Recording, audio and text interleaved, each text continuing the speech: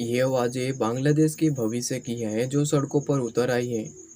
कहीं police van स्टूडेंटों को रोकते हुए दिखाई दे रहे हैं तो कहीं हेलीकॉप्टर यूनिवर्सिटी की छतों पर लैंड कर रहे हैं। हजारों लाखों स्टूडेंट जिनके दिलों में उम्मीद थी, आज वही दिल गुस्से से धड़क रहे हैं। बांग्लादेश की सड़कों पर एक नई आंदोलन ने जन्म ले लिया है। यह सिर्फ एक कोटा सिस्टम के खिलाफ प्रोटेस्ट नहीं है, बल्कि एक पूरे सिस्टम के खिलाफ बगावत का ऐलान है।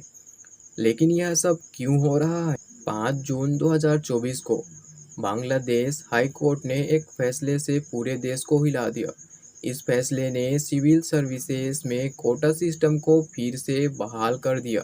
छात्रों ने पहले तो पीसफुल तरीके से अपनी आवाज़ उठाई, लेकिन जैसे जैसे दिन बीतते गए उनकी आवाज़ें और बुलंद होती गई।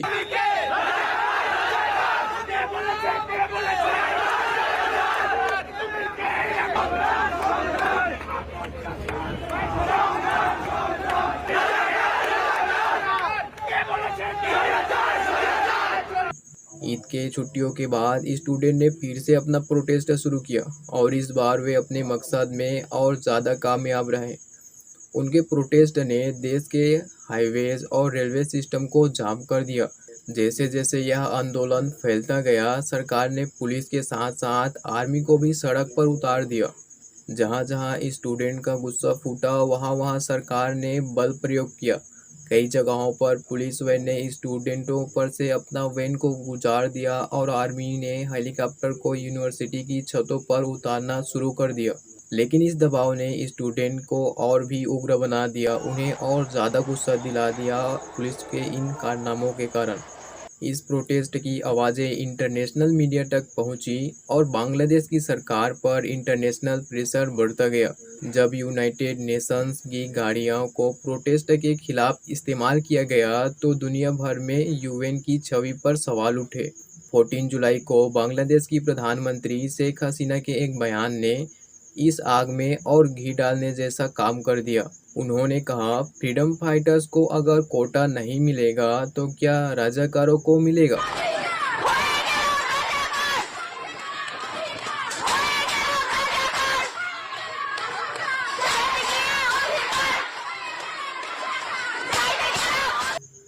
इस बयान ने देश भर में आक्रोश फैला दिया। लेकिन इस बयान की असल अहमियत तब समझ आती है जब हम बांग्लादेश की आज़ादी के इतिहास को याद करते हैं। 1971 की जंग ने बांग्लादेश को पाकिस्तान से आज़ादी दिलाई थी।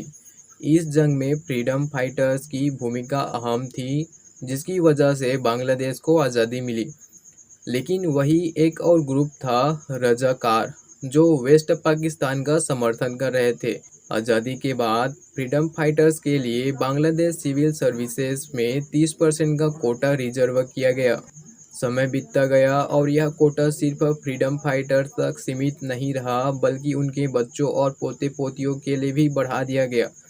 लेकिन धीरे धीरे यह कोटा सिविल सर्विसेज में अन्य कैंडिडेट के लिए भी रुकावट बनने लगा, क्योंकि जहां एक और फ्रीडम फाइटर्स ने अपनी जान पर खेलकर बांग्लादेश को आज़ाद कराया था, उनको देना तो ठीक था ये जो फ्रीडम फाइटर्स का आरक्षण था, लेकिन सरकार ने उनके जो आने वाले पीढ़ी थे उनके लिए भी यह फ्रीडम फाइटर्स का जो 30% का आरक्षण था, यह उनके लिए भी घोषणा कर दिया, ताकि उनके फैमिली के जो मेंबर हैं वो भी, नेक्स्ट जनरेशन आने वाले, वो भी इस आरक्षण का लाभ ले सके। इससे जो नॉर्मल जनता थी उनमें आक्रोश पैदा हो गया। बांग्लादेश की स्टूडेंट को जहां एक और आरक्षण नहीं मिल रहा था, वहीं फ्रीडम फाइटर्स के आने वाले जनरेशन को 30% का आरक्षण मिल रहा था। इसीलिए 2018 में स्टूडेंट ने पहली बार कोटा सिस्टम के खिलाफ प्रोटेस्ट शुरू किया। उन्होंने कहा, या तो कोटा खत्म कर दो या इसे मेरिट वाले के कोटा में मर्ज कर दो। और प्राइम मिनिस्टर शेख हसीना ने एक एजुकेटिव ऑर्डर के जरिए कोटा सिस्टम को ख़त्म कर दिया।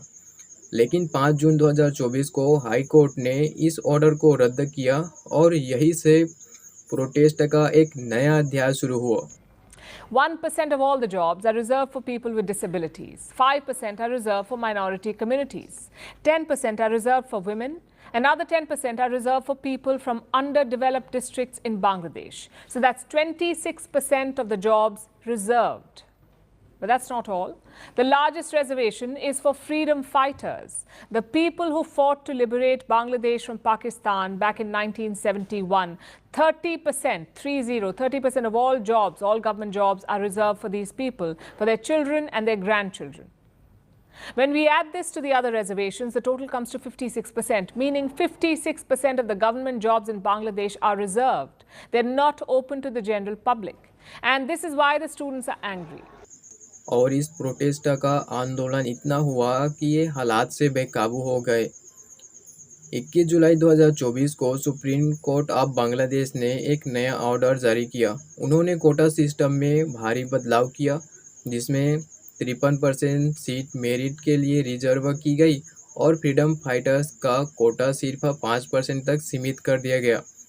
स्टूडेंट ने इस फैसले के बाद प्रोटेस्ट खत्म करने का निर्णय लिया, लेकिन उनकी शर्त थी कि उनके गिरफ्तार जो साथी हैं उनको रिहा कर दिया जाए और जिन छात्रों पर अत्याचार हुआ वहाँ के जो अफसर थे उनको इस्तीफा देना पड़े, ऐसा स्टूडेंट ने प्रस्ताव रखा।